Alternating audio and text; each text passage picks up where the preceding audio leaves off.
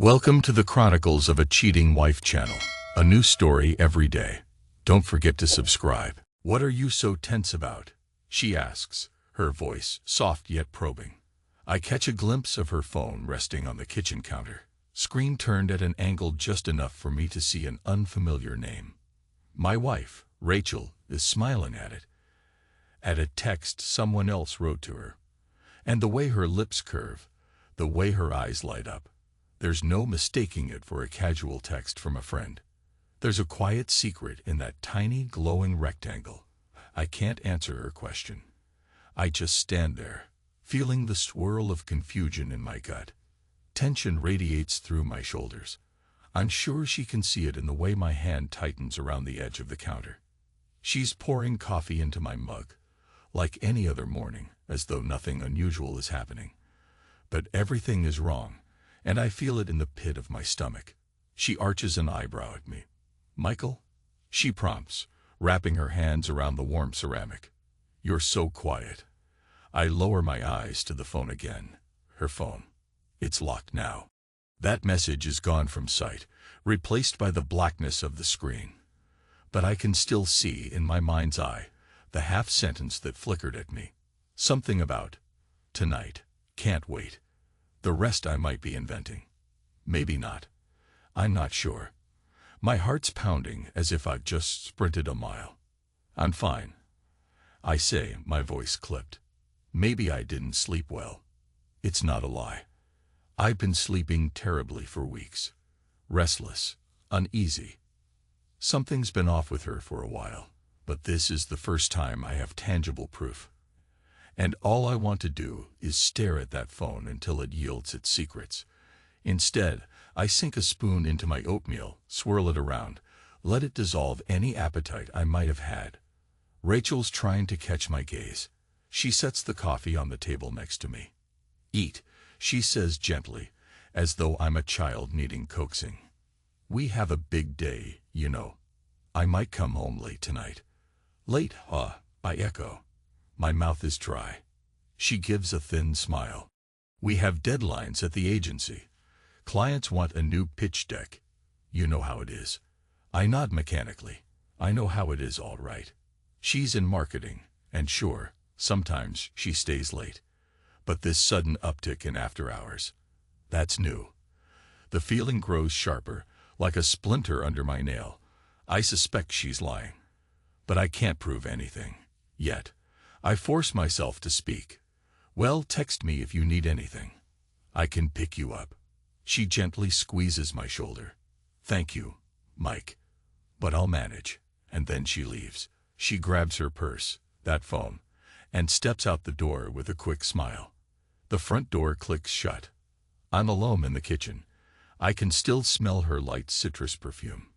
The morning sun through the window glints off the spoon in my bowl, reflecting a bright, mocking spark.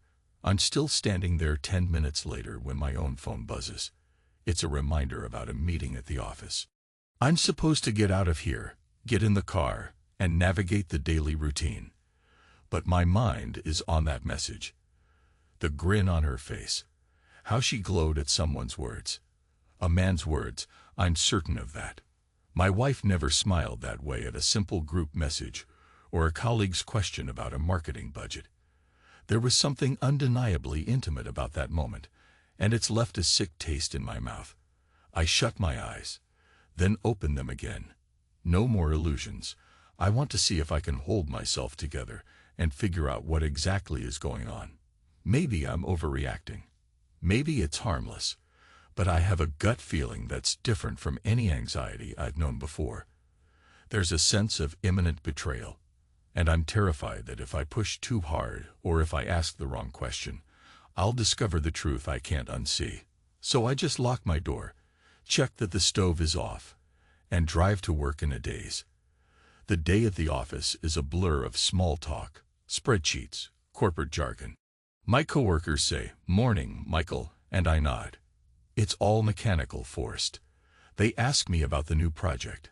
I answer with half my brain, the other half stuck in the swirl of suspicion. Hours pass. I get coffee after coffee, hoping the jolt of caffeine can break through the haze.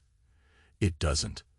By late afternoon, my phone's battery is running low, but I keep it in my palm anyway, hoping for a message from Rachel. She'd said she might stay late. By 5, no new texts. At 6, nothing. At 7, I finally gather my briefcase, slip out of the office, and head home in the thickening evening gloom. At home, it's too quiet. I flick on the living room light and stare at the empty sofa. The last of the sunlight is fading through the windows. Normally, if she stayed late at work, she'd have told me. Maybe a short note, "Gonna be home by 9. But there's nothing. My chest tightens. I glance at the clock. I glance at the door. I can't just sit here. I'm thinking about calling or texting her, but something holds me back. Part of me doesn't want to sound like a paranoid husband. Another part of me is petrified of what she might say, or not say. So I do the only thing that's become my refuge in the last few months. I put on my running shoes, slip into a sweatshirt, and head outside. The air is cool, crisp, typical Colorado evening. I start jogging down the street, trying to outrun my thoughts. My footsteps pound on the sidewalk. My breath quickens. In the end, though, I can't keep going. After a mile or two, I slow down, come to a stop in front of a small convenience store, and lean over, hands on knees, panting. My phone buzzes at last. A text from Rachel. "Sorry, hun, still at the office. Don't wait up." I read it twice. That's all. No apology for being out so late, no explanation. Just a curt statement. Still at the office. My eyes drift to the store window, where I see my reflection. I look worn out, shoulders slumped. Is this who I've become? I walk home. My footsteps feel heavier. Maybe she really is working. Maybe I should trust her. But I recall that morning smile, one that felt like it was meant for somebody else. And inside me, the tension coils. She gets in near midnight. I'm half asleep on the couch, with the TV turned to a low-volume newscast. When she opens the door, I sense the faint smell of cologne. It isn't mine. She enters quietly, sees me stirring. "Oh, you're still up," she says. "Couldn't sleep," I reply. I know I reek of suspicion, but I can't hide it. My voice is stiff. She sets her purse down, toes off her heels. We had a tough meeting. The conference room was freezing. She rubs her hands over her arms, faking the shiver. One of my colleagues gave me his jacket. My eyes flick to the jacket draped over her arm. It's obviously not a woman's cut. I stare at it, then at her face. She meets my gaze, but I see how her eyes shift nervously. "I'll just put this aside," she adds. I nod. "Sure." We don't talk more. I listen to her footsteps going upstairs. I hear her in the shower. She doesn't invite me to join. Lying in bed later, I feel the mattress shift under her weight, but there's a cool gulf of space between us.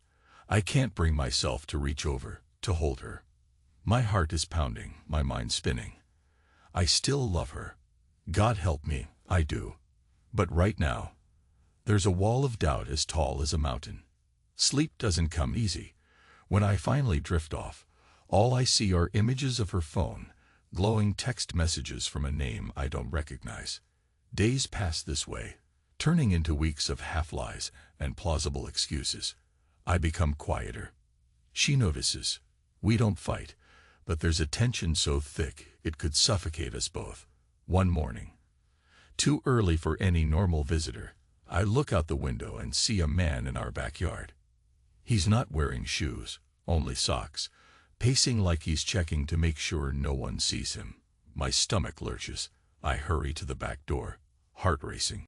He glances toward the kitchen window, sees me, and bolts. I freeze. He's gone in seconds. The gate slams shut behind him, rattling against the fence. I know that face, or at least I've seen it somewhere. I know the shape of his shoulders, the way he moves, the hair combed back. It's not a random stranger.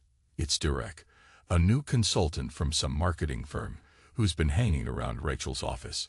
I've heard his name once or twice in passing, And now he was standing in our backyard in the early morning, wearing only socks. My mind roars with anger, but I don't chase him. I just stand there, adrenaline pulsing in my veins, while the oatmeal on the stove threatens to boil over. It's too early for guests, too late for coincidences. I realize, in that moment, it's not just texts or suspicion. He was physically here, in my own domain. 10 minutes later, Rachel comes downstairs in one of my old shirts, a memory from a happier time when we would spend weekends in the mountains, wearing each other's clothes, laughing about silly mismatched buttons. She pretends to look for her phone, says she's misplaced it. I hold it out to her. The screen still glows from the last text. I'm not giving it to my husband, but you can. My stomach twists at the innuendo. It's so blatant, so raw. There's no rationalizing those words away. She sees that I've read it, and her face goes pale. I say nothing, because any word would strip me of the last shred of control I'm clinging to. And if I speak, it's not me anymore. It's rage. It's heartbreak. It's the avalanche of everything I tried to deny. She opens her mouth as if to explain, but I can't let her. I go out for a run instead. Right then, in the darkness before dawn, she thinks I'll come back. I don't care. I just keep moving, keep pounding my feet against the ground. I have no plan. I move until my lungs burn, until my legs scream. Then I keep going. That night is the last time we live under the same roof as a real married couple. I crash at a friend's place. She calls me. I ignore it. I can't handle hearing her voice. The next day, I pack a bag, say I need space. She doesn't fight me, maybe because she doesn't dare. And just like that, our home becomes her space. Whatever illusions we had are shattered. I stop looking for answers. I no longer want a confrontation or an explanation. My pride can't handle it. I only know that if I stop running, I'll be the man who once believed in her. The man who shared morning oatmeal with her. The man who was too blind to see the subtle changes. The late nights, the phone turned screen down on the kitchen table. And I can't bear to be that man anymore. So I run. Day after day, night after night. I push my body until there's nothing left but raw fatigue. The pain in my chest from heartbreak merges with the stitch in my side from exertion. It becomes one unstoppable ache. But at least it's a pain I can control. If I wanted to stop, I can slow down or walk or catch my breath. Unlike that other pain, which gnaws from the inside, unstoppable. Time passes. 3 years. A man can build a new life in that span, or at least the semblance of one. I move to a smaller place, closer to a set of running trails that snake behind the foothills. Work is just a means to pay the bills. I keep my job, but I change offices to avoid crossing paths with her. Rachel tries to contact me more than once. Letters, emails, phone calls. But I can't handle reading them. Each time, it's the same plea. Please, forgive me. Let's talk. She leaves these voicemails, and the bitterness inside me builds. I imagine the shape of her mouth saying, I'm sorry. It tastes like a mockery of everything I lost. Sometimes, when I do return to the city for groceries or to meet an old friend, Rachel finds out I'm around. And apparently, she falls apart. People mention they see her trembling in the aisles, tears in her eyes, because she spotted me at a distance. Once, I caught sight of her from across the street, standing at the edge of the sidewalk, calling my name. I pretended not to hear. I just turned a corner and let my heart hammer out its tension in private. I can't face her, not if I want to keep my composure. She sends me a letter one day. It's in a familiar, looping handwriting. She begs for another chance, begs me to just let her explain. She says it was a mistake, a stupid fling, that Derek meant nothing in the grand scheme of life. But I can't read past the second paragraph because the memory of her phone screen, with that humiliating text, roars back. I toss the letter in the trash and lace up my running shoes again. Eventually, Rachel does something more desperate. I see her standing on that same back patio where Derek once appeared in only his socks. Except now, she's the one wearing an old pair of my socks. She must have kept them. She stands there like she's waiting for me. But she doesn't realize that I'm not that man who used to live in that house. I'm a ghost, passing through. Sometimes I watch from a distance, see her in my socks, tears on her cheeks, scanning the horizon for me. She's holding those letters or her phone, maybe hoping I'll turn the corner or walk through the gate. I never do. I run instead. On some level, I hate myself for still caring enough to be angry, but I can't help it. Part of me loves her still. God knows I do, but the betrayal is a boulder in my chest I can't lift. My pace picks up. I run until my vision blurs, and the only sound is my ragged breathing. My shoes pound the earth, each footfall a new vow. Never again, never again, never again. It's early morning. Frost glitters on the pine needles, the ground crunching underfoot. I'm on my usual route, a winding trail near the foot of the mountains. 3 years of solitude and silence have made me prefer this over any city street. The foam in my pocket vibrates, and I check it out of habit. Part of me always wonders if it's something important. Sure enough, there's a new voicemail from an unknown number. I have a feeling it's from her. I ignore it at first, keep running another mile. But eventually, curiosity or a twisted sense of longing forces me to stop. I press play on the message. Her voice is shaky, exhausted, half choked with tears. "I know you hate me," she begins. "I know I can't fix what happened, but I had to try. Derek's out of my life. He always was just. I was confused. I've been going to therapy, trying to figure out why I did this to us. Please, Michael, I'm begging you to just come over. Please." A long pause then. "I'll be at the old house. I'll wait for as long as it takes." For a moment, I can't breathe. The house that used to be ours. I taste bitterness in my mouth. And something else. An ache. The memory of us, back when we were happy, floods me. The swirl of morning routines, the times we laughed. Oatmeal and coffee. Cozy sweatshirts and cuddles on the couch. I clench my jaw so hard it hurts. Why am I even listening to this? I should delete it. But I can't. I stand there, letting the crisp mountain air burn in my lungs. The next thing I know, my feet are moving. Back down the trail. Back to the parking lot where I left my car. My mind's in chaos. I'm not sure if it's revenge or closure, or the possibility of seeing her eyes again that drives me. But I do it.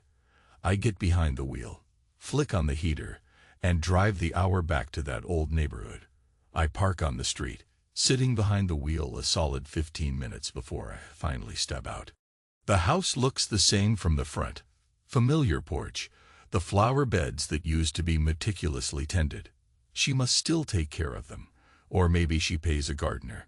A swirl of dead leaves gathers in the corners, though hinting that it's not as well kept as before. My heart hammers in my chest. I run a hand through my hair. Then I walk up the path. She's in the backyard, just like she promised. I walk around, stepping carefully. The gate is partly open, swaying in the breeze. She's standing where Derek once stood, a place that used to be mine, too, in simpler times. My old socks, indeed, she's wearing them again. She spots me, her eyes going wide, tears immediately brimming. The moment I see her face, my anger flares, then sinks into a dull ache. She looks thinner, paler. Her hair is tied back in a messy ponytail. She stares at me like she can't believe I'm real. She starts to speak, but I hold up a hand. She closes her mouth, nods, and I realize she's respecting the boundary I set by leaving. That alone is enough for me to release a small breath of tension. The air is cold, but my blood is hot. I can't quite make eye contact yet. Instead, I stare at the fence, the place I last saw that man leaping over it. My voice is rough when I speak. "Why did you call me here?" She shivers, hugging herself. "I needed to talk to you. I needed you to know how sorry I am." I clench my teeth. And you expect me to believe it? After 3 years, do you think sorry matters? Her eyes flicker with pain. I don't know, but it's all I have. She swallows, fighting back tears. I was stupid. I lost my mind. I don't want to lie to you about what happened with Derek. You know already. I want you to know I regret it every day. I stand rigid, fists by my sides. My breath comes out in a visible puff. There's a fleeting recollection. The day we closed on this house, the way we toasted with cheap champagne in the backyard. Now that same yard is haunted by betrayal. You regret it, I echo. My voice sounds hollow. Tell me, was it worth it? All those nights you stayed late, telling me you were busy at the office. She chokes on a sob. No, it was never worth it. And it wasn't even that many nights. God, I'm not justifying it. I swear, Michael, it all started. He offered me attention I thought I was missing. I was stupid enough to let him get under my skin, to let it become physical. But after the first time, I realized I was in too deep. I couldn't stop. I was weak. I don't even have an excuse. A sharp, bitter laugh escapes my throat, though it's more pain than amusement. Physical. So it wasn't just texting. Great. Good to know. She trembles, pressing her lips together. I know you can't forgive me. I don't deserve it. But I beg you to at least look at me and see how broken I am without you. I inhale slowly, forcing myself not to yell or to let my voice quake. My chest feels tight. You want me to see how broken you are. I mutter. I was humiliated. You made me feel like less of a man in my own home. He was standing right here. You let him. I can't even say the words. She steps closer, tears rolling down her cheeks. You're right. I have no defense. I was lost and selfish. I hate myself for it. I watch her, measuring each word. The old me might have broken down, might have run to her, tried to see if we could fix it. But too much time has passed, and I remember that text I read, the phone screen taunting me. She wrote, I'm not giving it to my husband, but you can. That humiliation is seared into my mind. Why now? I ask. Why call me after all this time? Did Derek leave you? Did you realize you made the wrong choice? She closes her eyes, wincing. Derek was never the right choice. It was never about choosing him. I was depressed. I was anxious. I felt unfulfilled. That's my baggage, not yours. I sabotaged the one thing that truly mattered. I lost you, and it took me months, years, to grasp the full weight of what I did. A tense silence falls between us. I can hear the wind in the trees. My breath is shaky. She's so close I can see the faint freckles on her cheeks, the ones I used to tease her about. I still remember how it felt to kiss those cheeks on Sunday mornings. The longing stabs at me. I hate that I still love her. Hate it. Just say you'll talk to me, she whispers finally. That's all I'm asking. Sit with me for a moment and listen. If you can't, then walk away. But I want to be heard. Maybe it's the 3 years of pent-up tension, or the fact that she looks so frail, or that my heart can't let go of the good memories. Whatever it is, I find myself nodding once curtly. Fine. A moment. We step inside the house. The kitchen is almost the same, though there are new curtains and a different paint color on one wall. Instantly, I'm assaulted by memories of countless breakfasts with her. The ghost of our old life is everywhere. My heart pounds like a drum in my ears. She motions for me to sit at the small table by the window. I remain standing, arms crossed, while she sinks into a chair, clasping her hands in her lap. Her phone is on the table, face down. Ironically. This time, I note the difference. She flips it upward so I can see there's no hidden message. A small gesture that does nothing to ease the pain, but at least it's a sign she's trying. I told you about therapy, she begins. I've spent a lot of time untangling my issues, My insecurities about being good enough, about aging, about whether I was still attractive to you. I see now that I created my own illusions. I never talked to you about it. I should have. Instead, I turned to the first flattering voice that came along. Derek, I say with a cold edge. She nods. Yes, he flirted with me at a company gathering. A few drinks in, we ended up having this heated conversation about ambition, marriage, life. He hinted that I deserved more. And I let myself believe him. I tense. The knot in my stomach tightens. So it was that easy to disregard everything we built together. Her voice catches. No, it wasn't easy. It was a slow burn. We started texting about work stuff, then personal things, then meeting up for coffee, then dinner under the excuse of working late. One night, it turned into more. I panicked afterward, but I was addicted to the attention, and I was so afraid to admit to you that something was missing in our relationship, so I kept going back, telling myself it would end soon, telling myself I'd fix it. I was delusional. I deserve every ounce of your anger. I rubbed the bridge of my nose, trying to steady my breathing. Scenes flash in my mind. Me at home, stirring oatmeal, waiting. The early morning we parted ways. The phone, that scorching text.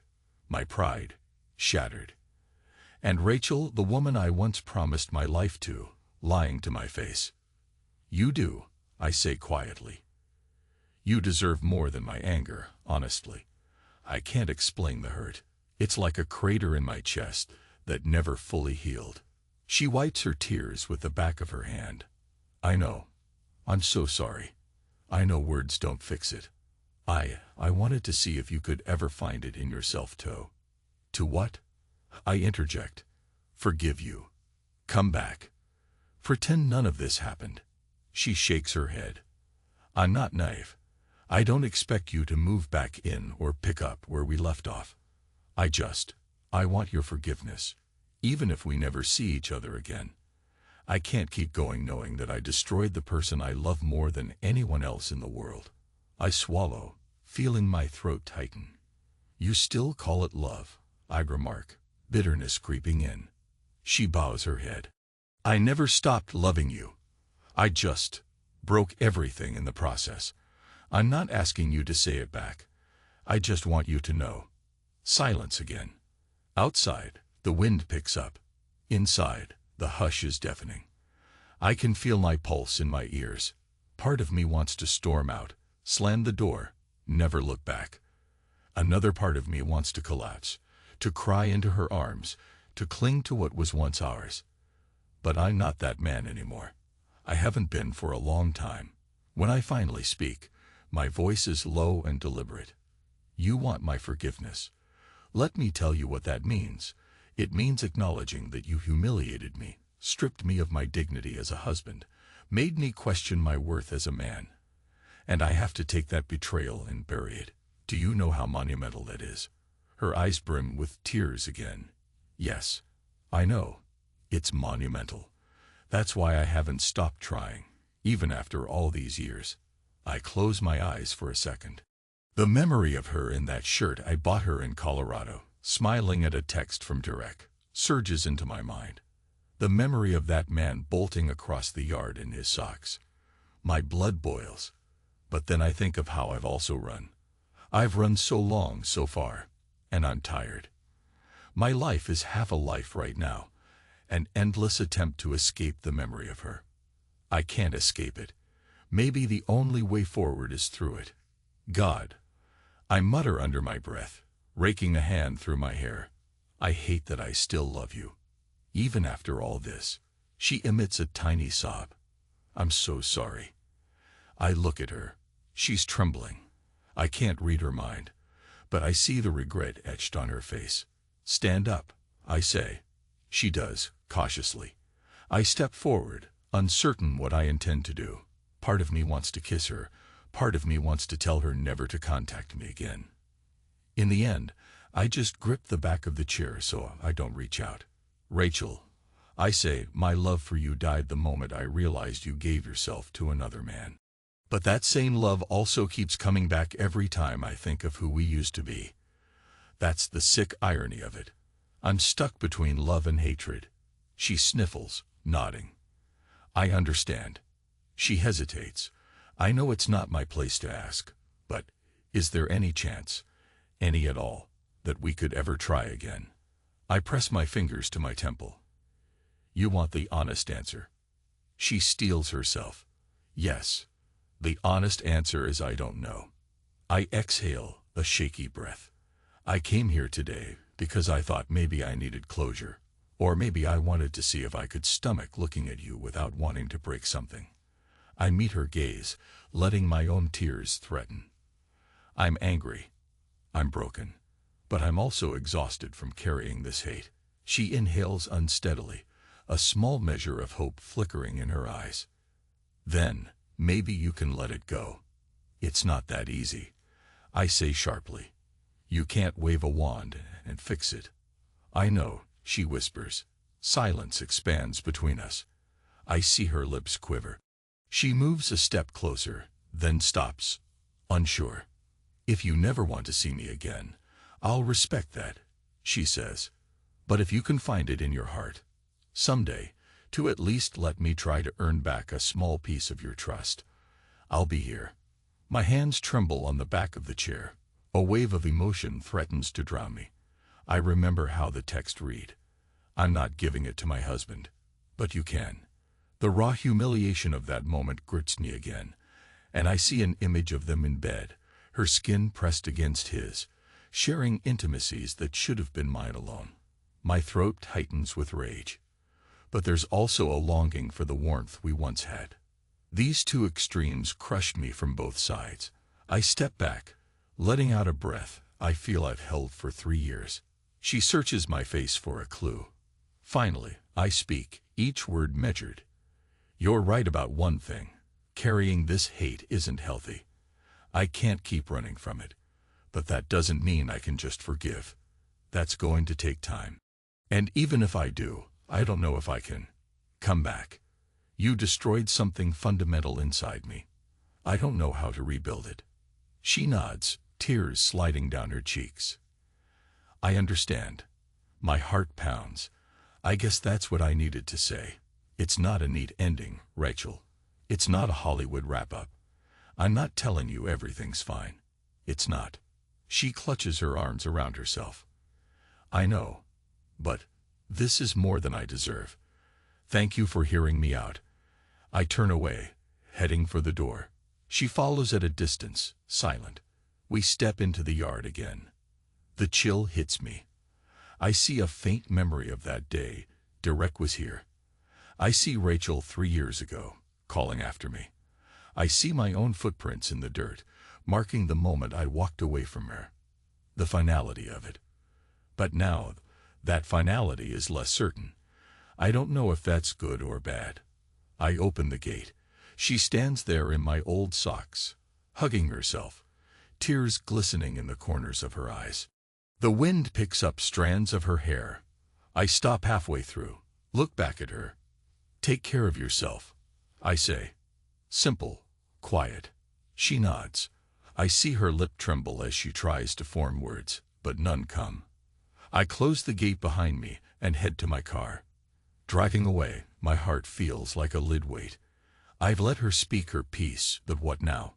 The old me might have believed in second chances, but the old me was naive. I'm not naive anymore. I'm a man who was ripped apart by betrayal, who found solace in running. And in some twisted way, that betrayal shaped me into who I am now. Stronger in certain respects, but weaker in others. Less trusting, more solitary. At the next intersection, I pull over. My hands are shaking on the steering wheel. I stare straight ahead, feeling the sting of tears. The memory of seeing Derek in my yard, of reading her text, tears into me anew. My entire body trembles. I want to scream, to punch something, to obliterate the pain. But there's nowhere to put it except in the seat next to me, like an unwelcome passenger that's traveled with me for 3 years. Yet, a tiny part of me recognizes that I did something new today. I confronted it. I faced her, listened, said my piece. I'm not sure if it's forgiveness, but it's a step out of the endless loop of bitterness. Maybe that's enough for now. I drive on, the sun cresting higher. Every mile that puts distance between me and that house, I feel a fraction lighter, though there's still a boulder inside my chest. The hours pass as I head back toward the foothills. I realize I'm too agitated to go to work, too shaky to pretend normalcy in an office. Instead, I park near a familiar trail. The crisp morning air greets me as I climb out and stretch. My muscles are taut, my mind churning with the conversation that just took place. Then I do what I've done every day since the betrayal. I run. It's not an escape this time. It feels more like I'm processing everything I heard, everything she said. My breaths come in steady bursts, the cold wind biting at my face. My heart thrums. My footfalls echo in the stillness of the pines. Step after step, I try to wrestle the swirling storm of memories, the shock of her words, the image of her tears. I remember how she used to meet me at the finish line of a local 5K or half marathon, always with a proud smile, hugging me despite my sweat. Then I see her with Derek, a memory that churns my stomach, even though I never actually witnessed it firsthand. A sickening swirl of reality and imagination, and I can't push it all away as easily as before. Finally, after what feels like forever, I stop. My breath rasps in my throat. I bend over, palms on my thighs, chest heaving. The mountainous skyline stretches out before me, peaks dusted with snow. In the hush of this place, I think about the man I was, the man I've become, and the man I might be if I let go of the bitterness. My mind wanders to the word revenge. For the last 3 years, I thought my revenge was shutting her out, leaving her to bear her guilt alone, showing her that I refuse to be the pathetic husband who forgives a cheater. But maybe that's not real revenge. Maybe real revenge is living well, being free from the hold of betrayal. A part of me wonders, could I reclaim my life in a way that no longer revolves around punishing her? I stand there a long while, letting the cold breeze wash over me. The sound of a hawk overhead echoes through the valley. Slowly, my chest unknots, a little. I'm still angry, but something is cracked open. Maybe it's acceptance of the fact that I was a fool, and that it wasn't entirely my fault she cheated. Maybe it's the faint possibility that I can release the burden, step by step, day by day. When I finally head back to my car, I don't feel triumphant. I feel tired. But it's a different tired, less hopeless, more resolute. I drive to my small rented house near the trails, the sun climbing higher behind me. Once I'm inside, I shower, letting the hot water pound over me, washing away the sweat and the sting of the cold air. I get dressed in clean clothes, stare at my own reflection in the bathroom mirror. My brown eyes look haunted, a few more lines etched around them than there used to be. My hair's thinning a bit on top. I was never vain, but it's still a reminder of how quickly time passes. Exhaling, I step away from the mirror. I pick up my phone and notice a text from her number, sent not long ago. I brace myself for another wave of emotion. Opening it, I read her words. "Thank you for giving me that chance today. I'm here if you ever want to talk again. Rachel." I stare at it. My hand tightens on the phone. I want to reply with 1,000 conflicting sentiments. Instead, I turn the screen off.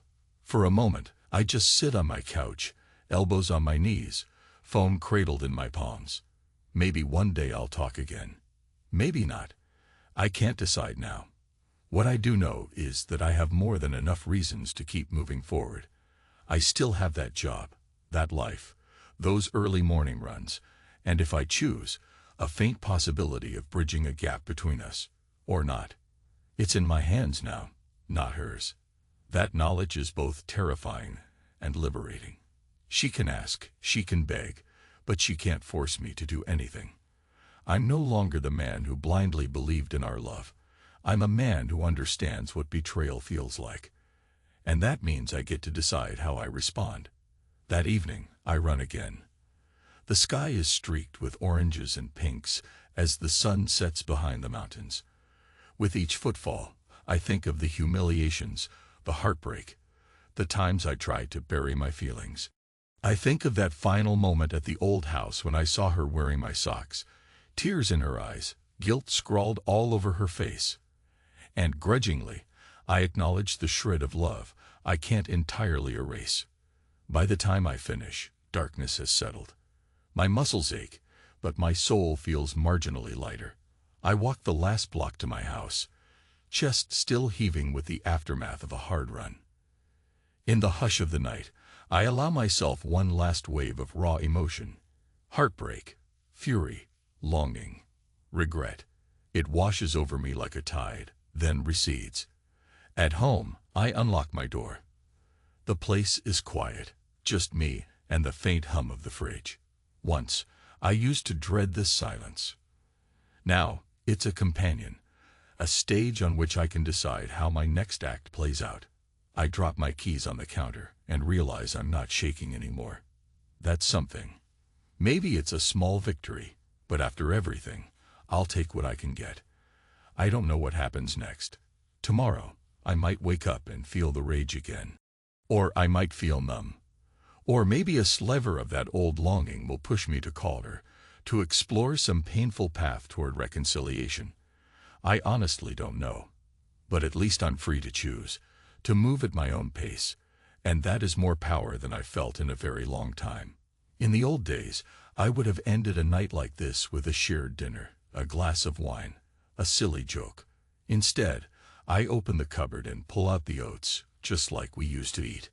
I put water in the pot, set it on the stove, watch the flame dance. Then I pause. The memory of that final morning, stirring oatmeal while Derek was outside in his socks, hits me like a punch.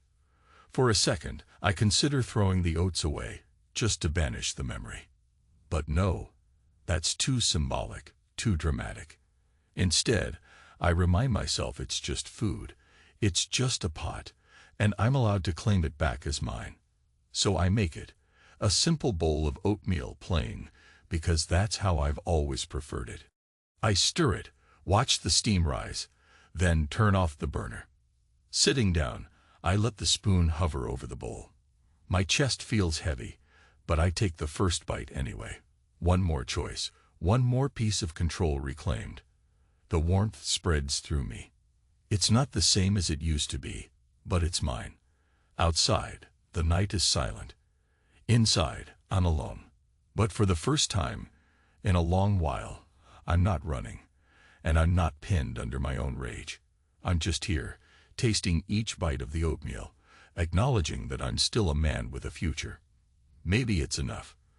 Tomorrow might bring more questions. About her, about Derek, about the fragments of my heart.